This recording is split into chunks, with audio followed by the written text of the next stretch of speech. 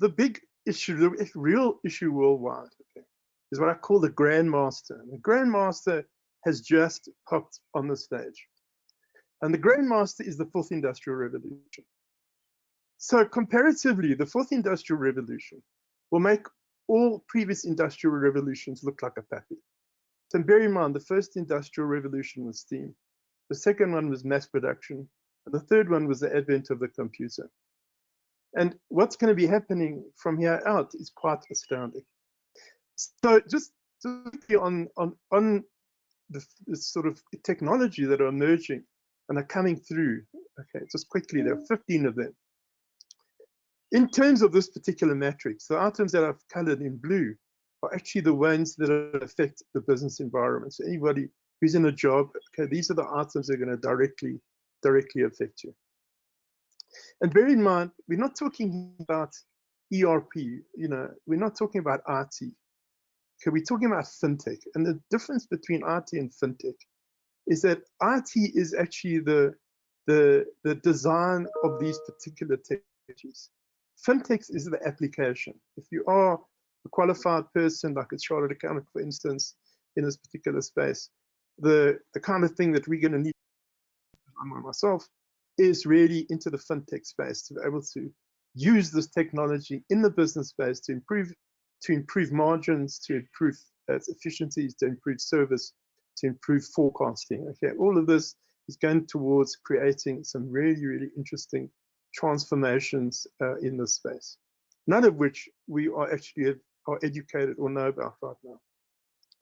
So profound are these expected impacts of the fourth industrial revolution that more than likely in a few years, okay, the current world might look as backward as the Stone Age.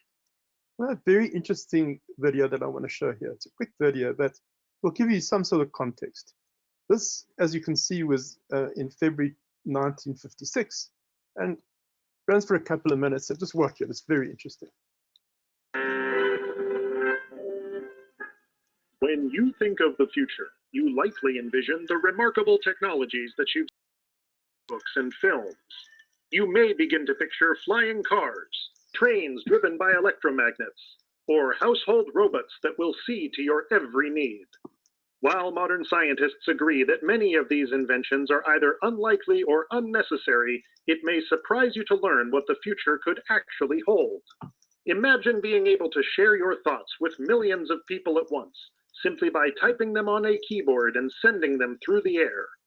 Think of what life will be like when all of the many fixtures of an office, including a typewriter and an entire Rolodex, can fit within a device smaller than a loaf of bread. Consider the vacation plans you could make when a single trip on an airplane is all that's needed to visit on Earth. Yes, it certainly looks bright, but it isn't without its darker sides.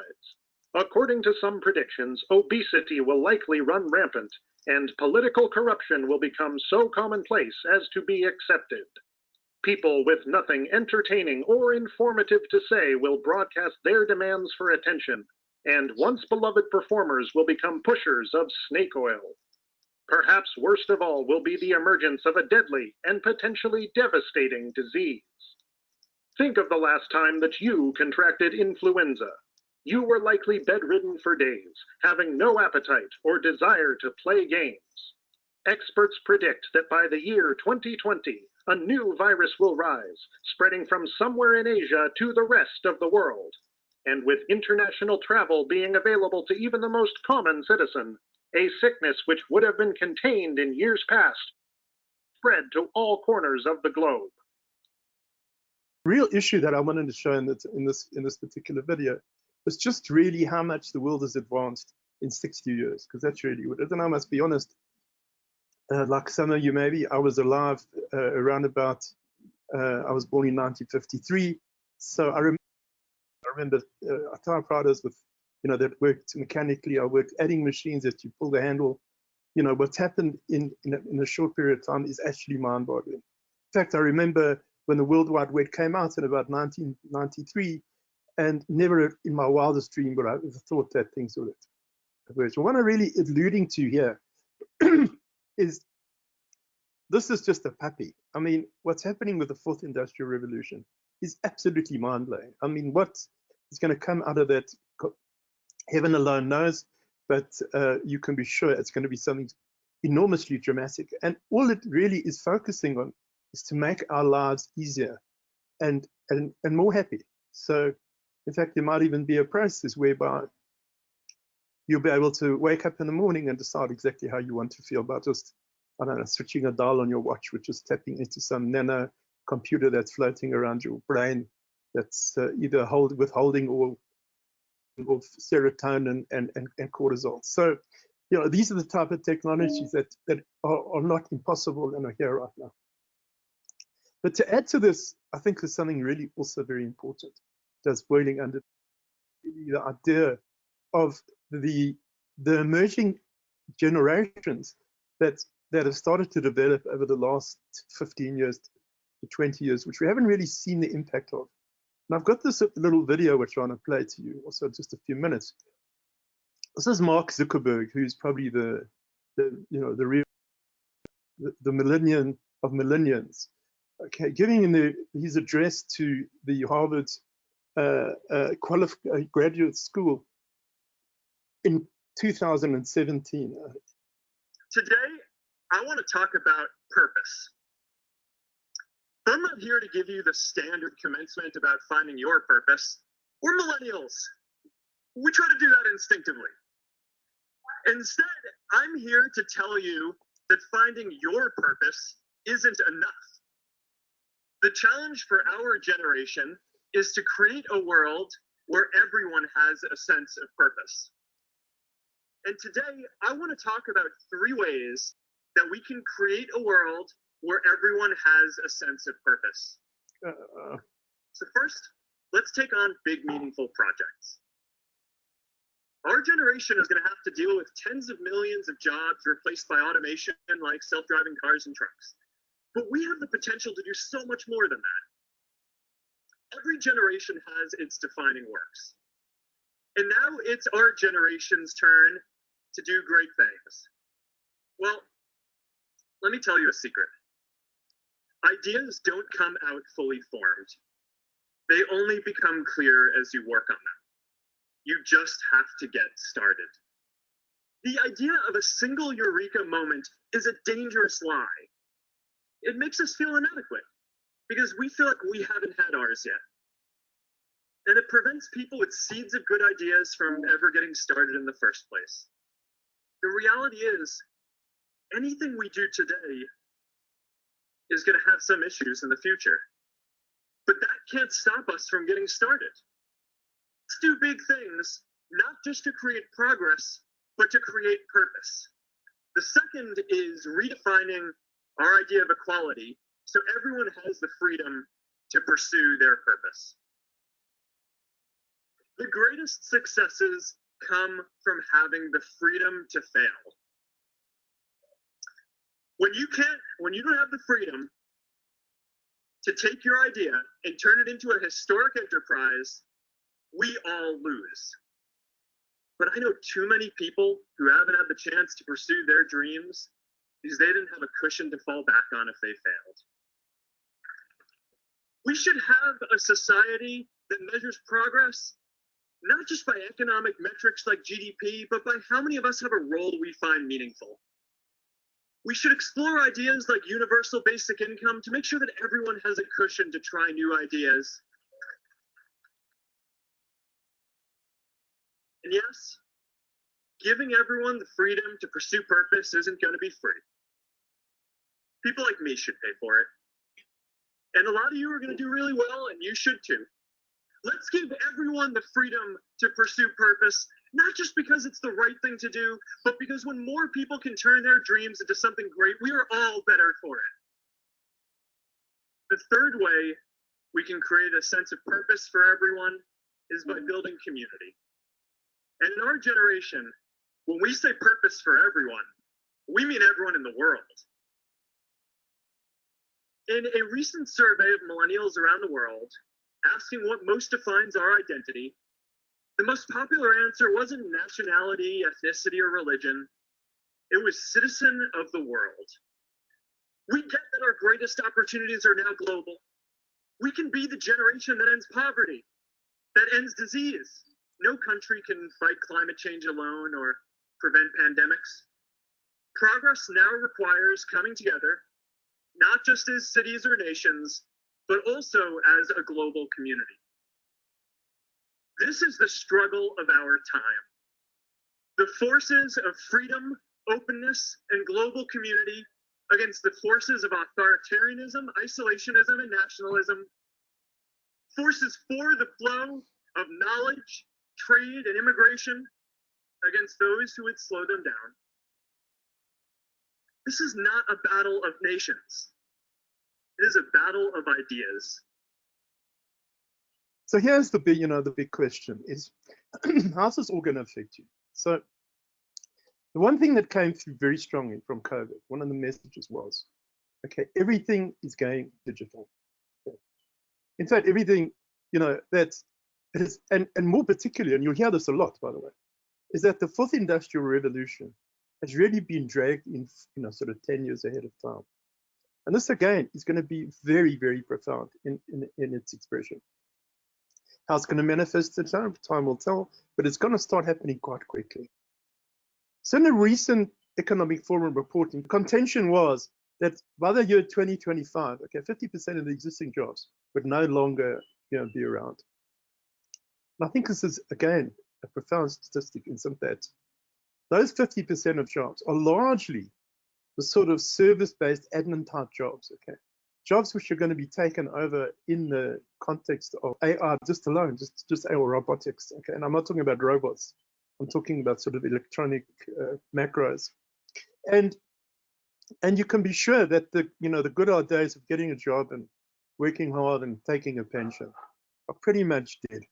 Okay, so it was 6 months ago, and a few sorts of things. The whole idea has basically passed on. And employment is no longer a secure option. In fact, your job is under serious disruption at all times. Okay, and it's not a matter of it's now a matter of when. So no need to panic. Okay, the better sort of response is to prepare yourself. So where to from here? So are we going to be in a situation where we're going to get swamped by this tsunami of technology? Okay.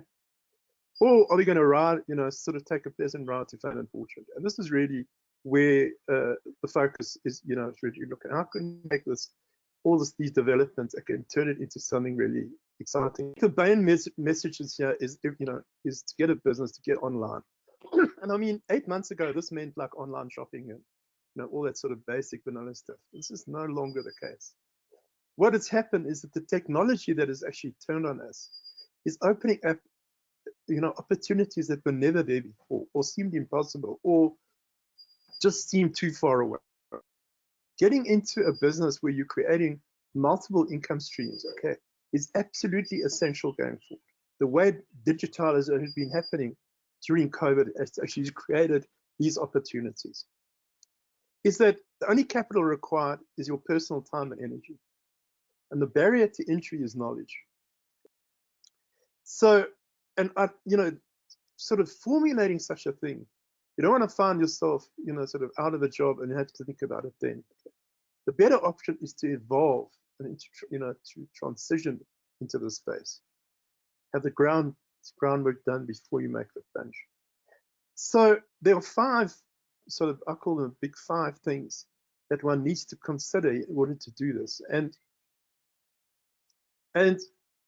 I'm going to go through each of them, just sort of basically, just to sort of some indication. You can see how it's sort of thinking. Now, bear in mind, what are we talking about? We're talking about digital. We're not talking. And why digital? Why I'm saying digital is this. 8 months ago, 4% of people knew how to use Zoom. Okay, now 94% of people do. Okay, that's the first thing. The second thing is that things that were considered to be impossible, well, not impossible, but just outrageous. Okay, like having a board meeting or having a meeting, an exco meeting, or a management meeting using Zoom was like unheard of. I mean, all right, you did it, but you did it with a great deal of reluctance. You had to be in the room, you had to be at work. Okay, that's fallen by the wayside. you want to do a sale and try and sell anything to anybody. I mean, it was crazy to try and do it over the phone. You need to go and have a belly-to-belly, take my information. That's gone. Okay, no longer is that happening. The need for that has fallen away. And by the way, why I say the need's fallen away is that it's so much more efficient to be doing it digitally. That's what we've all discovered. Meetings are more efficient. While working from home is actually turning out to incredibly more efficient for employers, not so much employers, but employers. Employees are also having wonderful things around better work-life integration and more time, to do other things.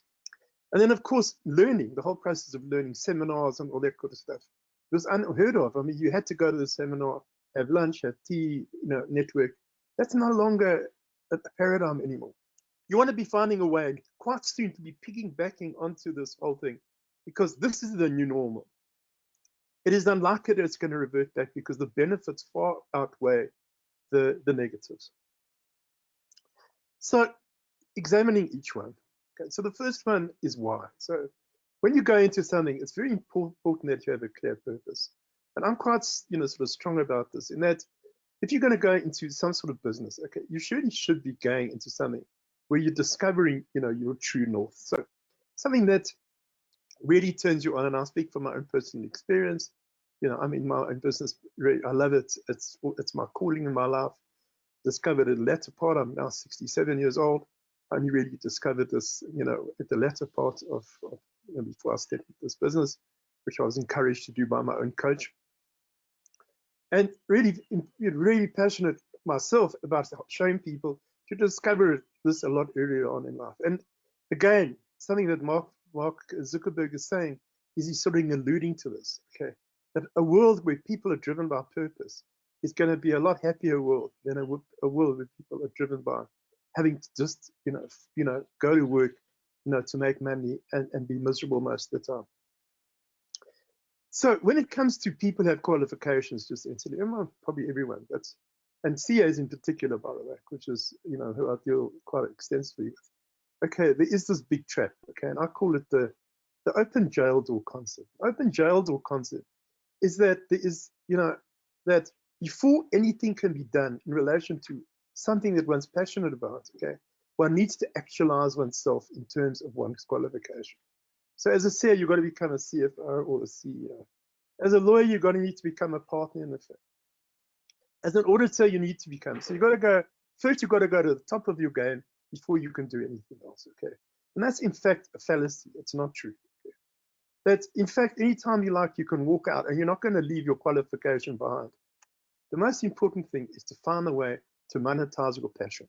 The trick here, by the way, is a very, very interesting idea, is that one needs to be able to leapfrog through the how, because the how really is the one thing that holds one back. I'd love to do this. I'd love to be, become a line tamer, but I just don't know how. Okay, and therefore it's impossible. Okay, what's happening on the internet? Those hows are becoming a lot more easier to handle. Okay, and the things that are specific to COVID-19. Okay. Which is going to really sort of blow out, and you can just consider this, is self-education is going to become a very big thing. And with COVID, by the way, with the Industrial Revolution, okay, formal education cannot keep up. I mean, you need to know this, okay? That what was even 3 months ago is so completely different. To do a formal education, it's in fact writing the program, the actual putting it into a format where you can talk to people about it. By the time it arrives into the market, it's too late. And one needs to one needs to be able to self-educate. It's very important. Environmental issues is becoming a big, big, big thing. Gender-based issues is a massive, massive issue and a massive opportunity. Integrated thinking, which is related to sort of value creating business model rather than the profit, the hit and run profit model, is also creating some great opportunities. Clean green, which is we've all sort of experienced by C19, the sort of environmental issues are very big. And training in webinars, okay, as well, without doubt, is going to be the biggest opportunity in my view. Just instantly, some of the thriving businesses at the moment might be interested to know is forensics is a very big business at the moment. So if you in the legal profession or the accounting profession, you don't have to be a qualified CA, but forensics is a big business. And also specific financial services like drafting business plans, applying for finance, helping people fill out for finance. These are the things that are going to swell out to become very, very popular as people fall out of the job market, needing to start their own businesses and entrepreneurial stuff. And there's another thing that's very interesting is that it seems as though, is that there's going to be a lot more money around, not from the banks, not the banks are not going to get that, but through philanthropy. I mean, there is quite a strange impact that this pandemic has had on all of us, is that somehow money has fallen in not as the most important thing. There's more of a sort of a humanism that's crept in. And in my view, there's going to be a lot more of philanthropy about it. People leaving money to trust. In fact, Mark Zuckerberg was one, Bill Gates is another one, the guy from, what's his guy's name? Warren Buffett is another one. They've given their wealth over to philanthropic. I think it's going to happen more and more. And finding ways of taking that stuff and delivering it to people are going to be opportunities, growing opportunities. And again, it's not the banking system. This is something completely different. And then, of course, cryptocurrency shares and forex. I don't know if you've seen the sort of trading that's going on. You get these apps, okay, and various franchises, by the way, that are available in America to be able to do things which you might be able to jump on board on and actually get an agency for, and get an exclusive agency for Sub-Saharan Africa or something. It's something to look out for. So there's a lot of really interesting stuff out there in the American market, particularly. Funny enough, also countries like some interesting stuff coming out of New Zealand, by the way, in this respect, and to find a unique product which you can carry through here and market here. So when the transition, it's very interesting idea also about this whole process. Point number two is making a transition. That's really taking a quantum leap from where you are now in corporate into your business space.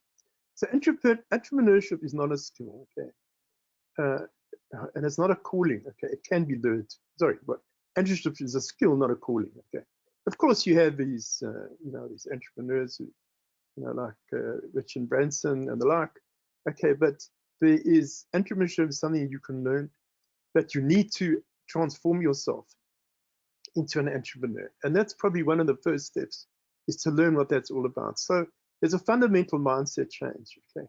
And when you go into business, this is probably the most important of them all, as you will find out, is that it's all about marketing and sales.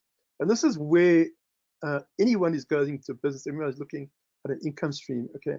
This is the most important thing, okay? Nothing else, okay? Forming companies and opening bank accounts and registering for VAT and getting training courses and, okay, forget about it. The most important thing, you don't have customers and you don't have credibility, you don't have a business. Okay? And this requires some thinking, this requires some creativity, and this needs to come from you, hopefully in line with your passion, in line with your vision. The second distinguishing factor is actually the journey itself. Okay, and again, a very important thing to know, that when you're standing outside of your business, okay, or standing in your job at the moment and looking outside, okay, it looks all very cool. So there's an upward slide, okay, but it pretty much, the numbers pretty much look like this. In reality, okay, it looks like this. The reality is very different, and this cartoon is great because what it does, it shows that one needs to be prepared, and this cartoon actually shows areas where preparation is being made to go through the ups and downs.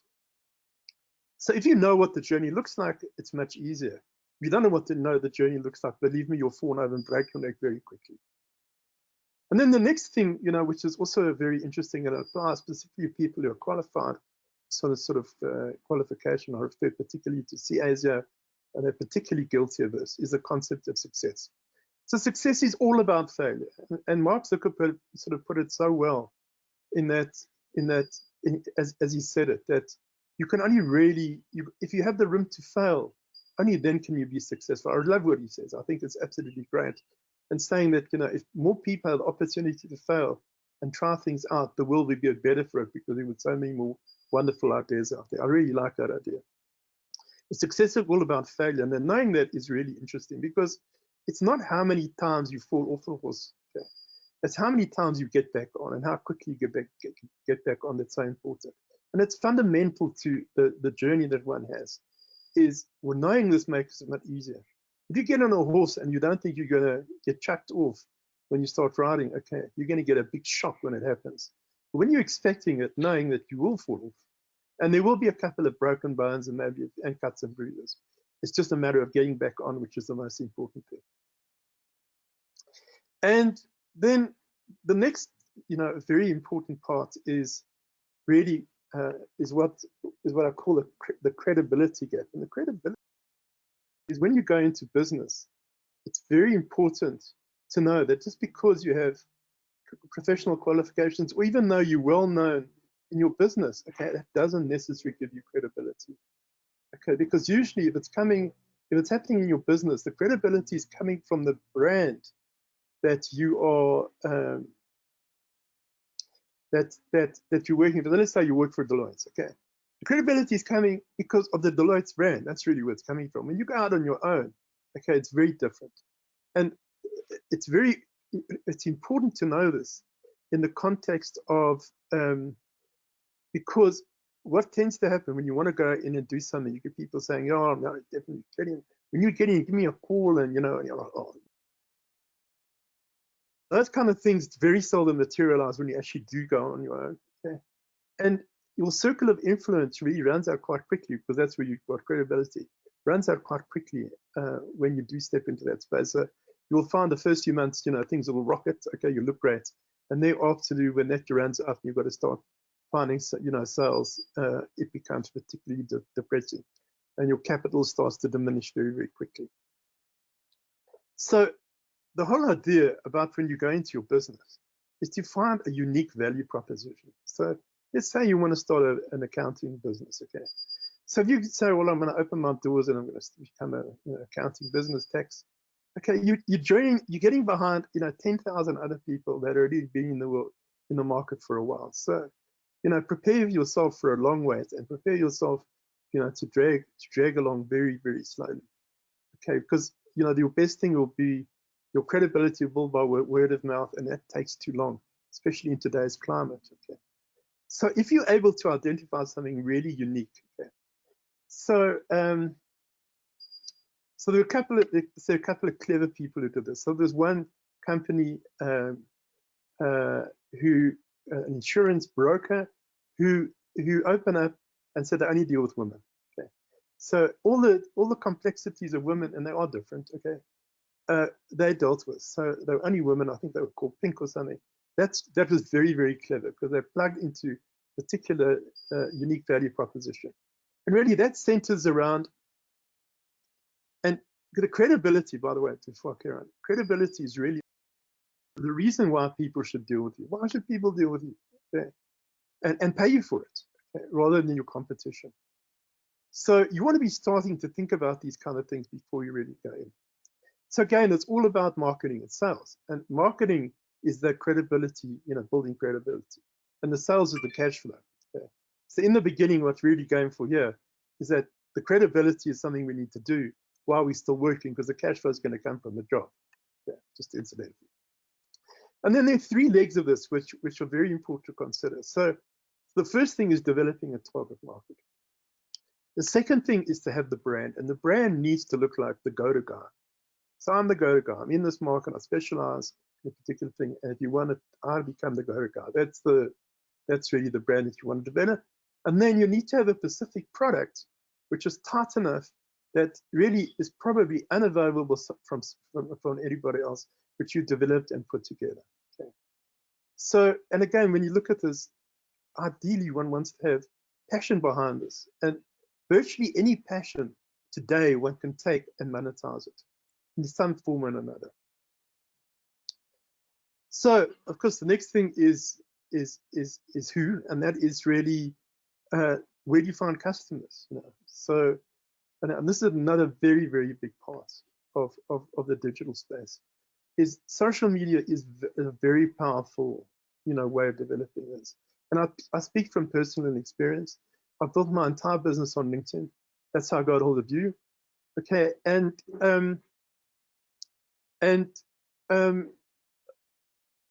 all my credibility has come from LinkedIn. LinkedIn is great.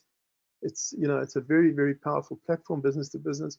Facebook is another one, which is a business to consumer. It's another very powerful element. These are very, very powerful platforms that are available for you to exploit to your advantage.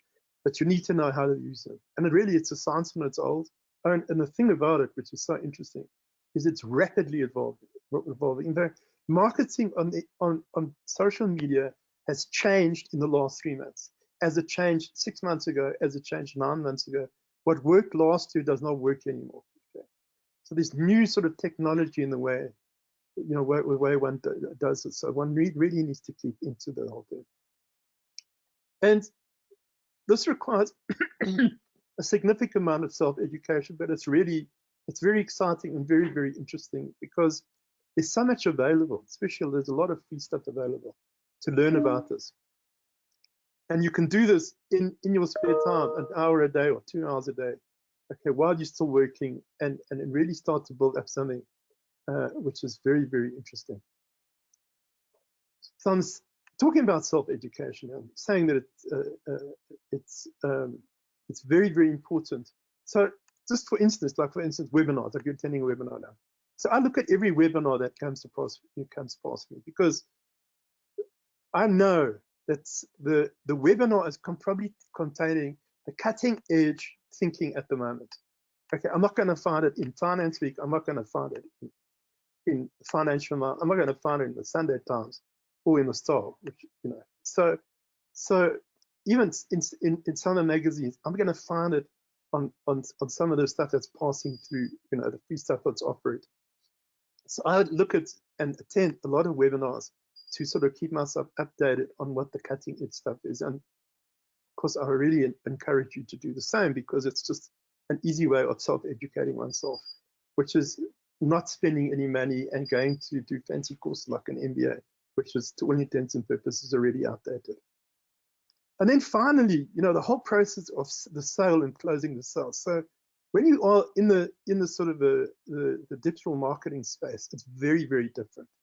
So the traditional way of selling, okay, is really through sort of snake oil kind of things. And the salesman comes along, he's got all the moves and gets you to buy something, maybe something you don't even want yourself. So digital marketing is very, very interesting. It's very different.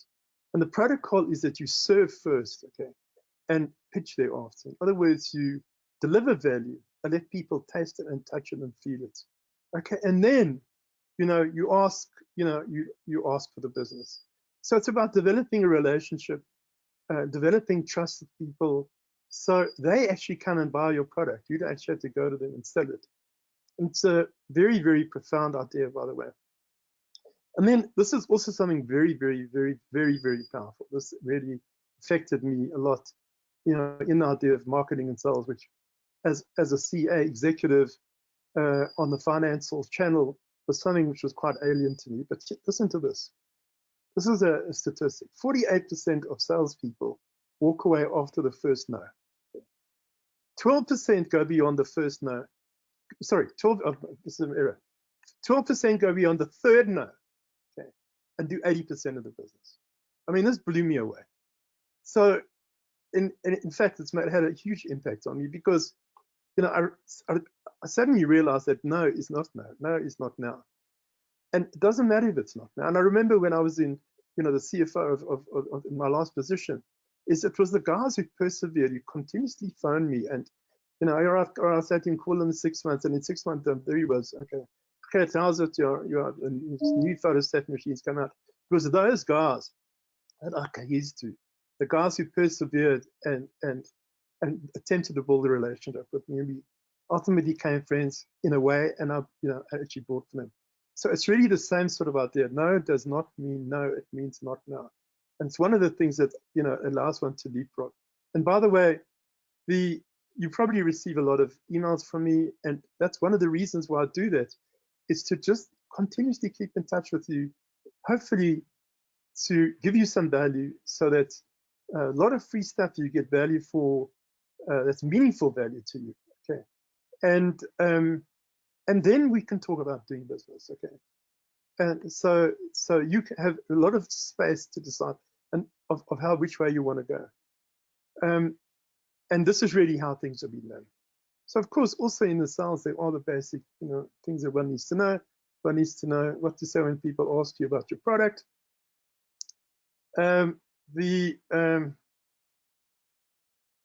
Sorry, there are some people. Oh, see, some people have come through here to say that they can't hear. Just hold on a minute. Well, we just about finished in any case. So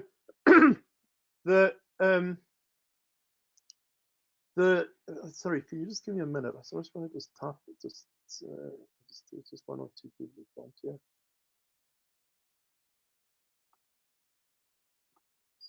Excuse me a minute.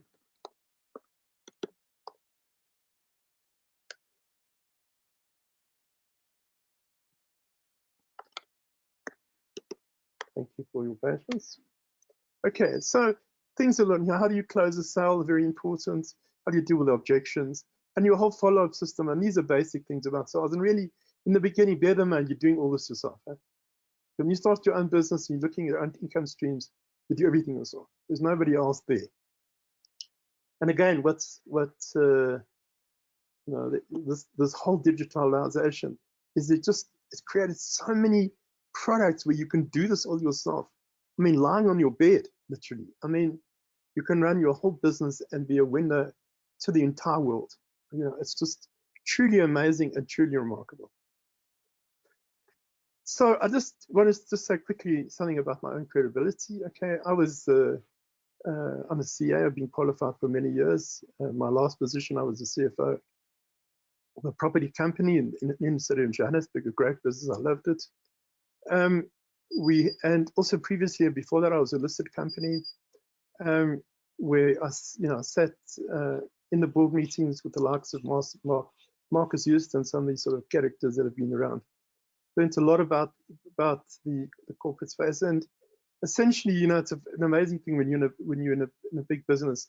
There are lots of small businesses, and lots of small businesses make a big business.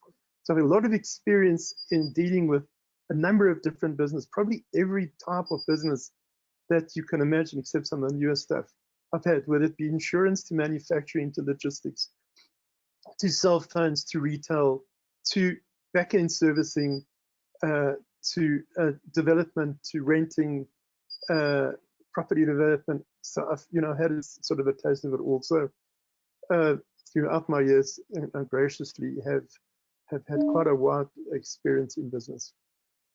So I'm going to talk about, I'm going to end this thing off. We're going to talk about a program I have on offer, and I'm going to just tell you this.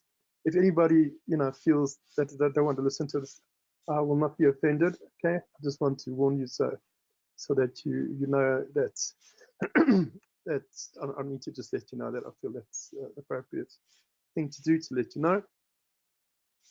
So I'm going to talk about the program that I'm going to offer now in the next 5 minutes. I've got a very, very special offer for this. I have again a digital program and a webinar which I offer delivering this particular program, and so I'm going to be talking about that now. So I offer a sort of a 5-session program, okay, which is really about all the stuff we've been talking about now. So the first session is really about looking at your passion and your vision. Okay, you'll pre-receive a questionnaire which will allow you to poke around and find some of the things that are important to you, so you can start thinking about it. We'll talk about your unique value proposition and some of your passions and your sweet spots. We'll try and sort of what part of the process to try and bring that out, and that's what the session number 1's all about. Session number 2 is about marketing. All about marketing and sales is what is we'll talk about in relation to of the entrepreneurial space. Working on the business instead of in the business is really part of the entrepreneurial experiences. Is how do you have a strong entrepreneurial mindset? Okay, and the whoring stage, forgive the grubbiness of the statement, but it's so appropriate. The whoring stage is that sort of stage in your business when you'll pretty much do anything for anybody at any price, just to convince yourself that you've got a business that is working. And it's part of the process, and it's very real, and we'll talk about it. Then we'll go into the credibility gap. We'll look at target marketing. We'll look at your brand, including your website, and we'll look at product pricing and presentation as part of of some of the product stuff that we're talking about.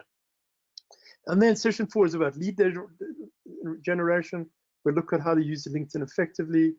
I'll show you that lead generation is a numbers game, how you can actually predict what your business is going to look like by statistics. Like, for instance, I know that if I get 10 quotes, I'll close 4 of them. And in order to get 10 quotes, I need to see 18 people. And in order to see 18 people, I need to have 18 appointments. I need to have 35 leads. Okay. So if I want to close 8 deals, I need 70 leads.